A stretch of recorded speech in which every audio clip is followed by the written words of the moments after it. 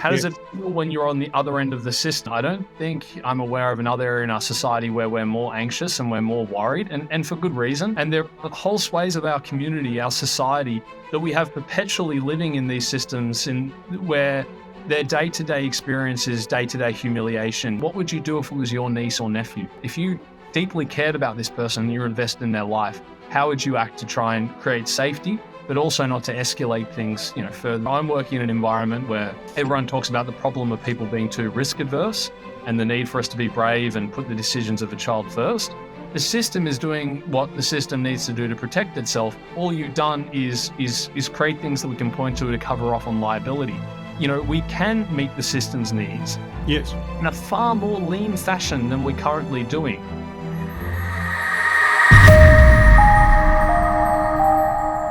Welcome to this edition of Uncomfortable Collisions with Reality with a regular guest, Jarrod Wheatley. He is the founder and CEO of PIC, Professional Individualized Care. He can correct that if he wants to. No need to correct. No need to correct. Okay, so I got it right. He looks after kids who are in out-of-home care, and we've been discussing the question of risk off camera, and so I suggested we start doing it on camera. Over to you, Jarrod. Yeah, it's an interesting area, and it's one that in out-of-home care and child protection, I don't think I'm aware of another area in our society where we're more anxious and we're more worried, and for good reason. If the system's involved, there's things that are going on that are not okay.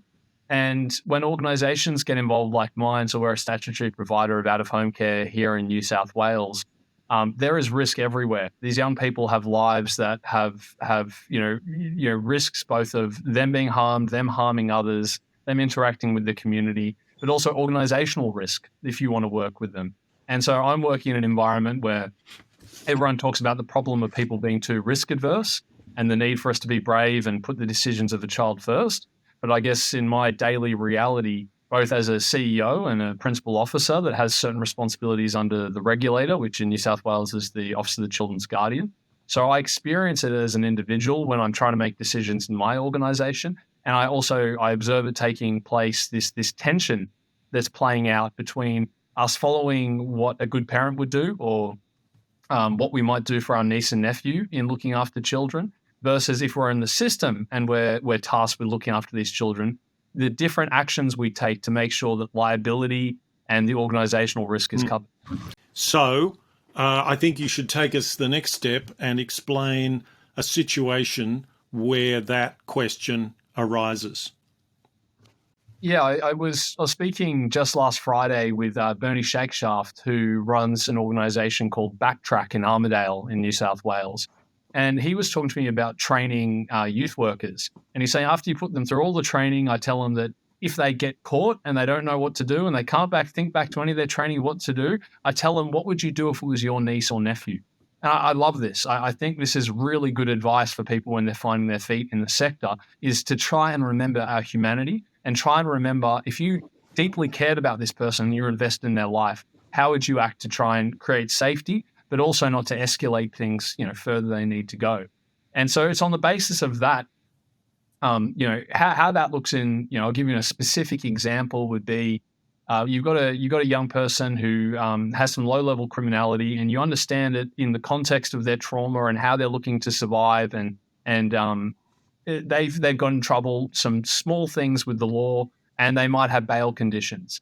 Now, if this young person has been doing well, let's say for 6 months, for a period of time, however, they quote unquote abscond, they run away, and in out-of-home care, within 2 hours, you're meant to, put in an incident report and do a missing persons report with the police. And by doing that, you're going to breach their bail conditions.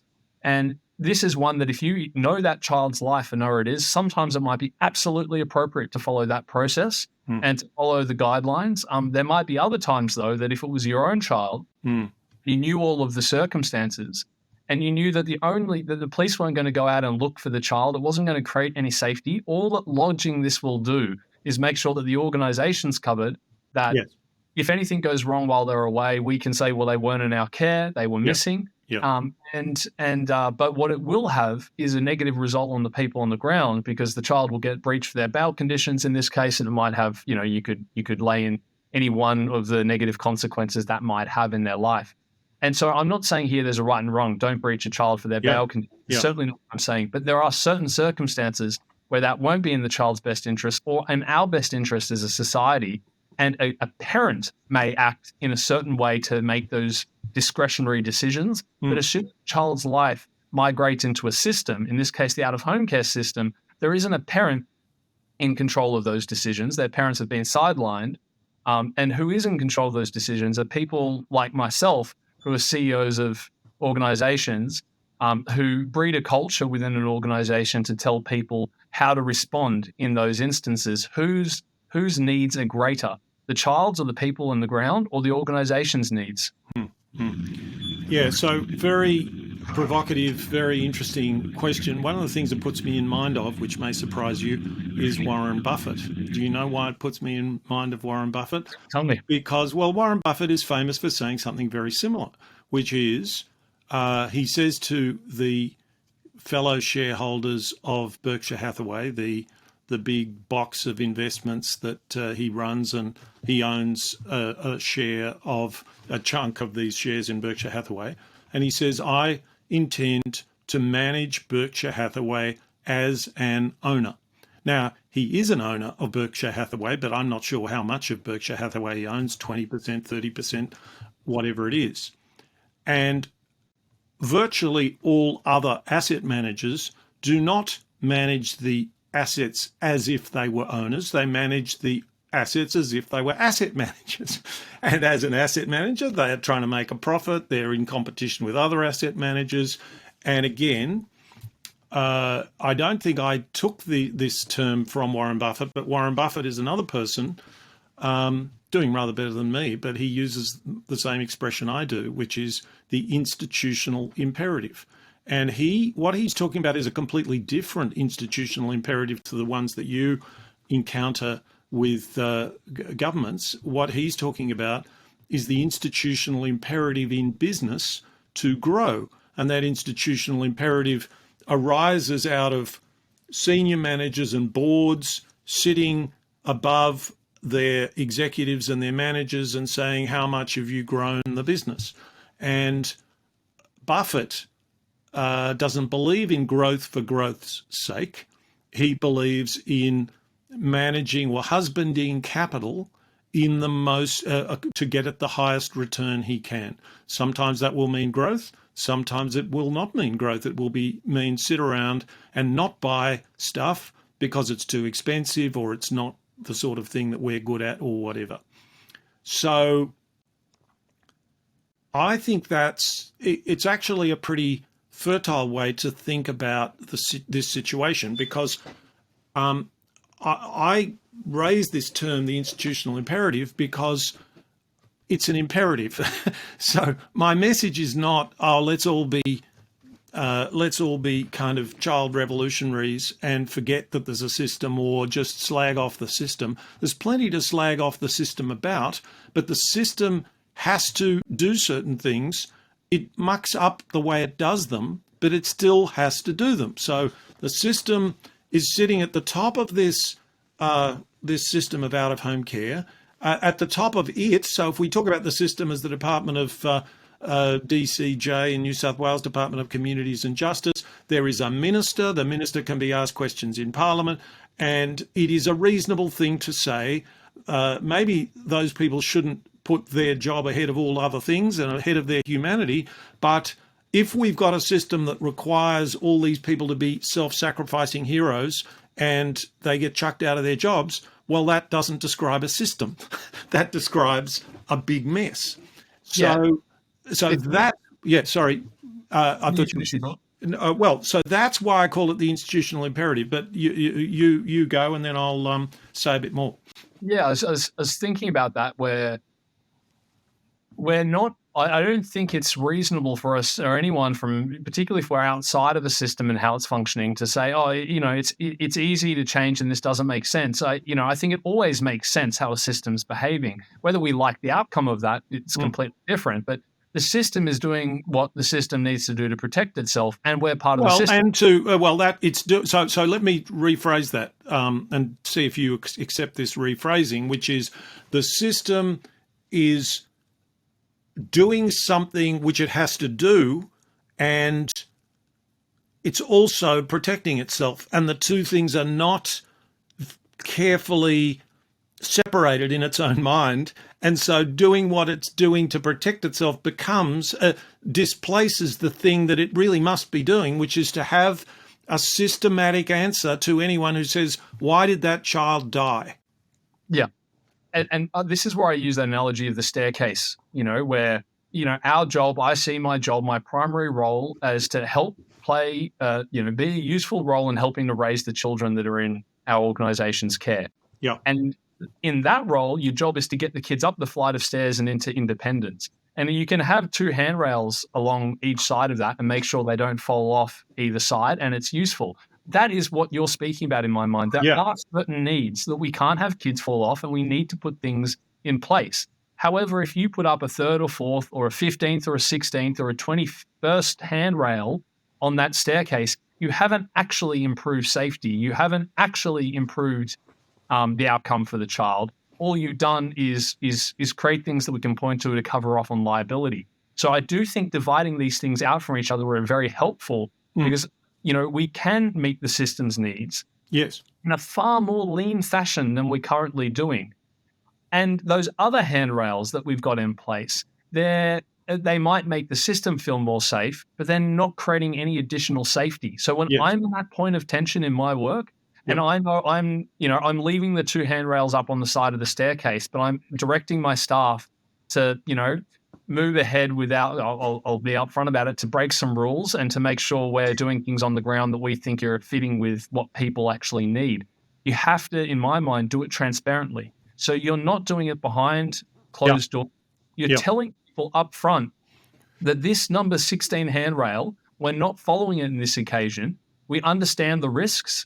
And we're going to go ahead anyway. And to me, that's the compromise I've been able to find in saying, we do have to meet those needs, but when we're not going to meet them fully, or when we're not going to meet them in every context to the degree to which the system would like, then let's be transparent about our practice. Yeah. So look, this is manna from heaven as I listen to it. Sweet words indeed, because it's exactly the way in which I talk about a system's the best possible form of transparency is a system of transparency throughout an organization, beginning with self-transparency. And the process of self-transparency that you've described is exactly, in principle, you may not get to the right answer, but in principle, it is exactly the best thing you can do, which is to accept that the system needs to have a systematic response. The guardrails are the rules they've got there already, which is 2 hours, you have to do this.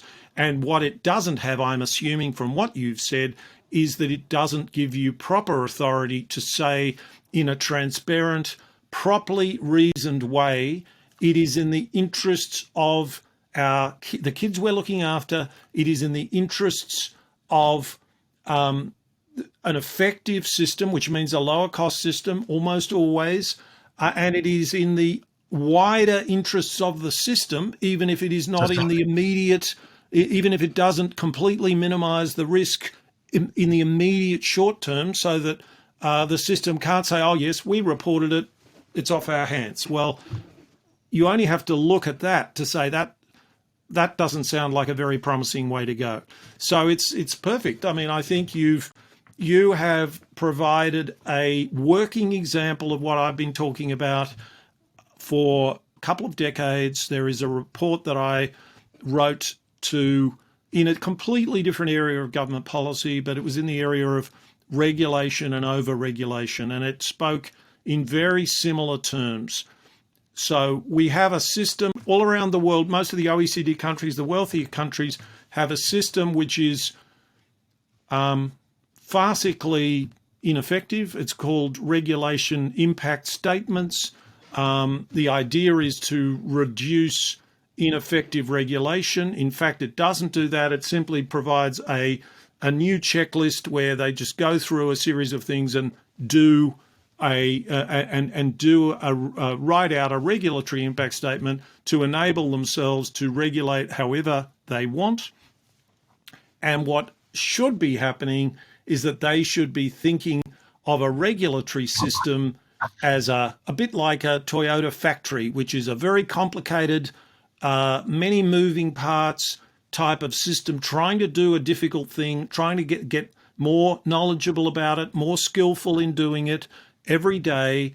It will have some clear lines, it will have some discretion, and will constantly be trying to learn from the exercise of its discretion, and it will be doing that with candid self-transparency.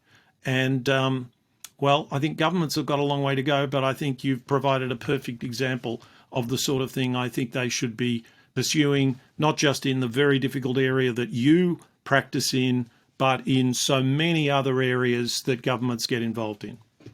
I think this is where there wouldn't be too many people, if you bring up a specific example and you tell them about a child's life, they'll say, obviously, that's what you should do. So in some ways, good parenting isn't revolutionary, but in the system, if you want to hold that line, it does become quite, I don't want to say provocative, let's say. If you want to hold that position, you can quickly be typecast or put into a situation where someone, it's like you're making trouble for the system. Yeah, that's right. If you do that, if you get the decision right, you break the rules in inverted commas, and it works out for everyone involved, everyone's pretty fine with it. But if you have to make 10 decisions in people's lives where you're making it in a space where the answer is sometimes ultimately unknowable. Of course. If 1 out of 10, it doesn't work out, it's on that case that you're going to get crucified in the system. Not on the cases where, kind of transparently bending the rules to be in the best interest of the people you're trying to represent. That's not the ones where the heat comes. But it's interesting, Nicholas, that in my experience, that even on that 1 out of 10, when you expect everyone to come to you and say, why did you take these actions? And these are the rules and we have them there for a reason. My experience so far has been, as long as I've been transparent from day dot on the decision I'm making, and as long as I haven't hidden anything, and as long as I am basing on that higher principle of these are people's lives, this is the data we had, this is the decision we made for these reasons. So far, my experience has been that we're unnecessarily afraid of consequences. It's like we've got a boogeyman in mind where then more often than not, people, even within those systems, will look at it. And even if there's a bit of huff and puff, there's people, move on. Yes, but I think we can do. That doesn't surprise me. Most people in many of these systems want to do a good job, but I think we can do better, which is to ask them to systematize this, the action outside the guardrails, not to let it through and say, yes, we'll turn a blind eye, but to say, yes, that's a policy that we're thinking about, that we're wanting to understand better. So thanks for that. And if you want to be on our working group to keep processing this so that the system can do all of the things that it needs to do without, and also acknowledge the thing you've acknowledged, which is that that so many of these things are unknowable in real time, and that people should be encouraged to make the best judgments they can, collect the best data and the best, have the best information systems they can.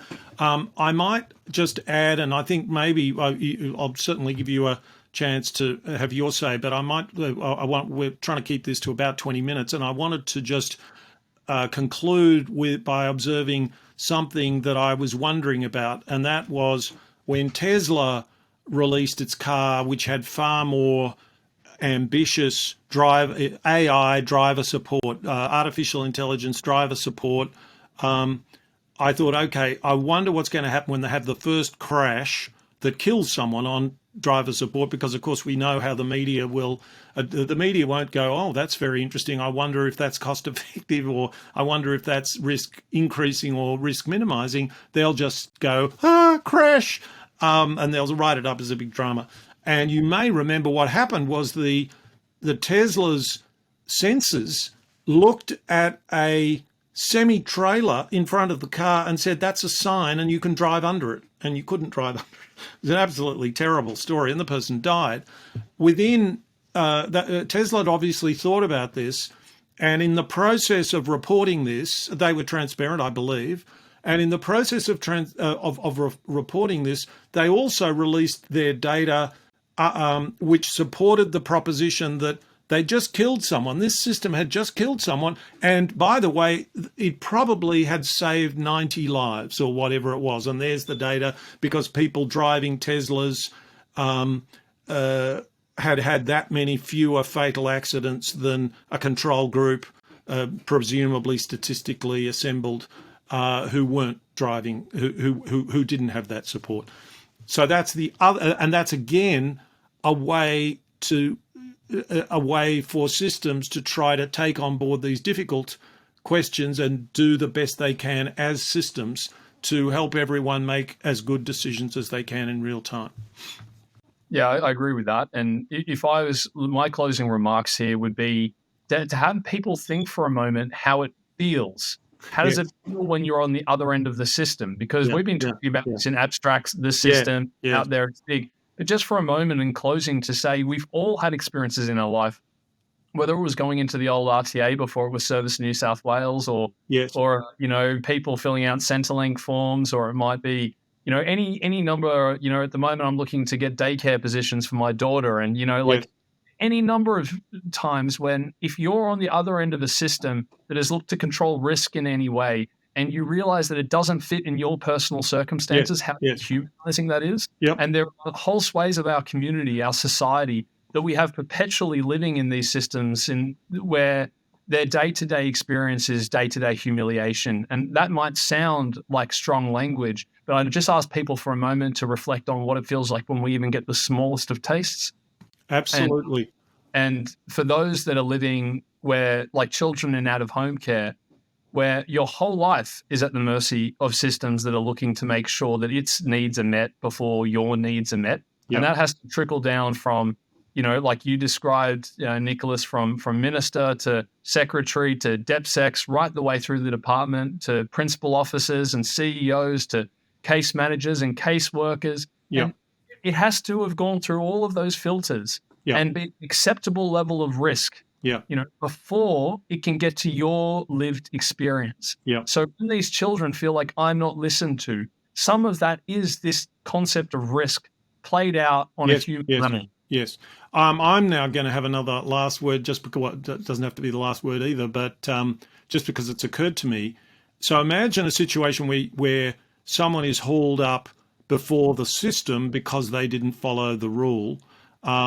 Wouldn't it be nice? It's just a thought I have, which is that the body that hears them is informed by people with experience in the system, in the field.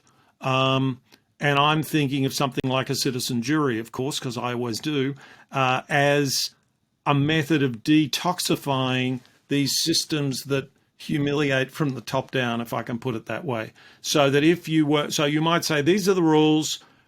An ideal system is, these are the rules.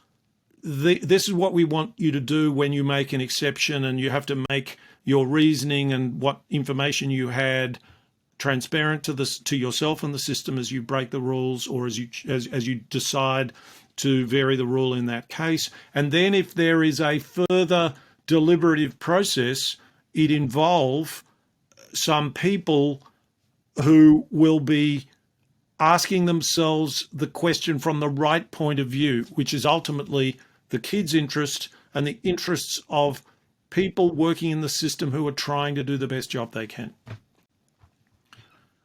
rather than someone who will be part of that logic of protecting the institution. Yeah, and the hardest thing in all of this is to recognize in all of our day jobs, in all of our roles, no matter where we are, it's nice to look at the system as the external, but I think everyone is inevitably in their workplaces probably part of similar processes. Yes, exactly. Understand how we can use our own influence to try and shift that. I think that a key part of that is at least naming it and giving language to it and understanding it, observing it, seeing when it is not helpful on the ground, and times when we have to be honest and say, okay, some of that, it made us stop, it made us think about risk, and that was helpful. So these things aren't black and white. But I don't think there's no doubt in my mind anyway that the balance of our relationship to risk is out of whack, and Yep. that having negative consequences for those that are Yep. living in these systems.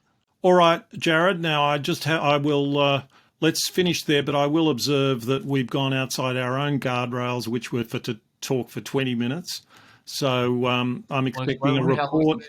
I'm expecting a report on my desk by tomorrow morning explaining the data that you had, the information according to which you decided to keep talking for 27 minutes and 6 seconds and counting. And I'll do the same. I'll send you a report and we'll deliberate further. But until we speak again, thank you as always. And thank you to those people who have continued to listen to this conversation for its full 27 minutes and 27 seconds. Thank you.